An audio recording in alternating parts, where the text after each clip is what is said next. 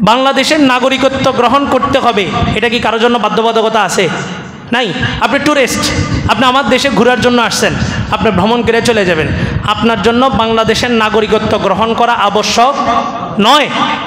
তবে আপনি বাঙালি নাগরিক, তো বাংলাদেশের আইন মানা আপনার জন্য আবশ্যক।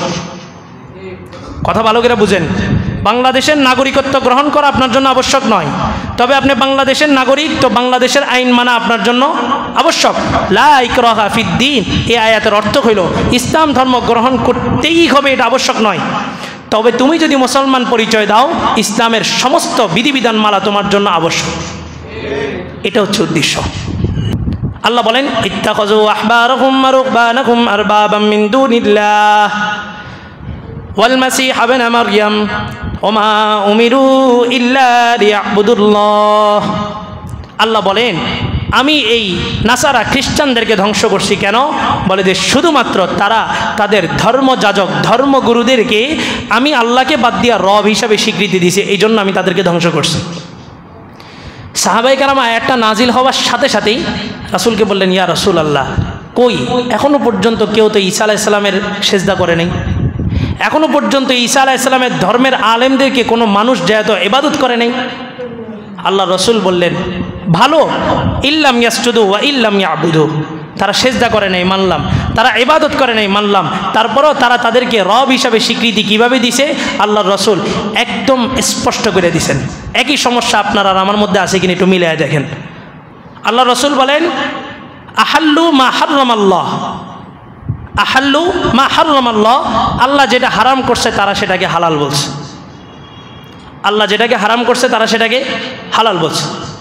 তো তারা চিন্তা করলো যে আল্লাহ তাআলা তো বিধানটা দিয়েছেন আরও 20 বছর আগে, আর এখন সন্ন্যাসী এবং ধর্মযাজক ধর্মগুরুরা বিধানটা দিয়েছেন সমাজের কল্যাণে। তো তারা কি করলো, আল্লাহর ওই হারাম বিধানটাকে বাদ দিয়া সন্ন্যাসীরা যেটাকে হালাল বলছে তারা ওইটাকে মানা শুরু করলো। তার মানে সে আল্লাহকে বাদ দিয়া আল্লাহর স্থলাভিষিক্ত ওই ধর্মযাজক ধর্মগুরুগুলাকে দাঁড় করাইলো। আজও যদি সমাজের কোনো ব্যক্তি, কোনো নেতৃত্বস্থানীয় ব্যক্তি যদি বলে পর্দা ফরজ নয়, আপনি একজন মুমিন মুসলমান হিসাবে আপনার জন্য আবশ্যক হলো ওই দলকে তৎক্ষণাৎ বর্জন করা, এটা আপনার ইমানি দায়িত্ব। কিন্তু এই আসাবিয়াত এমনভাবে আপনার মধ্যে বসছে, আপনি ইসলাম কি বলছে এটা দেখেন, আপনার দলের ব্যক্তি কি বলছে এটা। লা ইকরাহা ফিদ্দীন, দিনের মধ্যে কোনো বাড়াবাড়ি নেই, এটা জানে না কে? এটা জানে না কে? সবাই জানে, কিন্তু এটা বুঝে কয়জন? একজনও বুঝে না। লা ইকরাহা ফিদ্দীন, ধর্মের মধ্যে বাড়াবাড়ি নেই, এই কথার মানিটা কি, মিনিংটা কি? আপনি গুগলে সার্চ দিয়েছেন, বাংলা কোরআন শরীফ নিয়ে পড়া শুরু করছেন, আপনি সেখানে লেখা দেখলেন, যেহেতু গুগল ট্রান্সলেট ওখানে তো শব্দের অর্থ বলবে, বাস্তবিক এটা তারা কী বুঝাইছে ওটা তো সাহাবায়ে কেরাম কী বলছেন ওটা বুঝতে হবে। আপনি সাহাবি মাইনাস করে গুগলে সার্চ দিয়েছেন লা ইকরাহা ফিদ্দীন, তো ওখানে সুন্দরভাবে ট্রান্সলেশন করা হয়েছে ধর্মের মধ্যে কোনো বাড়াবাড়ি নেই। অথচ এই লা ইকরাহা ফিদ্দীন দ্বারা সাহাবায়ে কেরাম কী বুঝছে আপনি ওটা চিন্তা করছেন? বাংলাদেশের নাগরিকত্ব গ্রহণ করতে হবে, এটা কি কারোর জন্য বাধ্যবাধকতা আছে? নাই। আপনি ট্যুরিস্ট, আপনি আমার দেশে ঘোরার জন্য আসছেন, আপনি ভ্রমণ করে চলে যাবেন, আপনার জন্য বাংলাদেশের নাগরিকত্ব গ্রহণ করা আবশ্যক নয়। তবে আপনি বাঙালি নাগরিক, তো বাংলাদেশের আইন মানা আপনার জন্য আবশ্যক।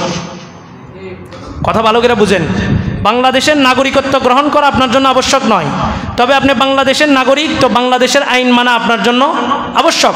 লা ইকরাহা ফিদ্দীন, এই আয়াতের অর্থ হইল ইসলাম ধর্ম গ্রহণ করতেই হবে, এটা আবশ্যক নয়।